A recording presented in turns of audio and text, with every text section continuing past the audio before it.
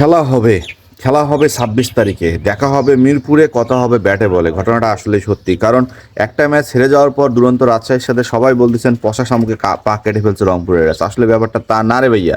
হ্যাঁ, 26 তারিখে যখন খেলাটা হবে তারপর দেখবেন যে রংপুর রাইডার্স ছেড়ে দিবে, কিন্তু মানে ছেড়ে দিছিল, সার কিন্তু দেয়নি। এবং সেই ক্ষেত্রে প্রতিশোধ কাকে বলে সেটাও আমরা দেখে নিব, এবং ব্যাটে বলে লড়াই কাকে বলে সেটাও দেখিয়ে দিব। মিরপুরে খেলা হবে।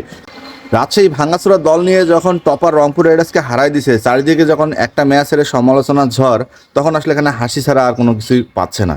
কারণটা হচ্ছে যে রাজশাহী মানে সম্পূর্ণ একটা ভাঙাচোরা টিম হলেও রাজশাহীতে কিন্তু এইবার বিপিএলে টপ বোলার এবং টপ ব্যাটার আছে। মানে সেরা রান গেটারদের মধ্যে এনামুল হক বিজয় এবং সেরা উইকেট টেকারের মধ্যে আমাদের তাসকিন আহমেদ আছে। তারপরও রাজশাহীকে কীভাবে দুর্বল দল বলেন আমার জানা নেই।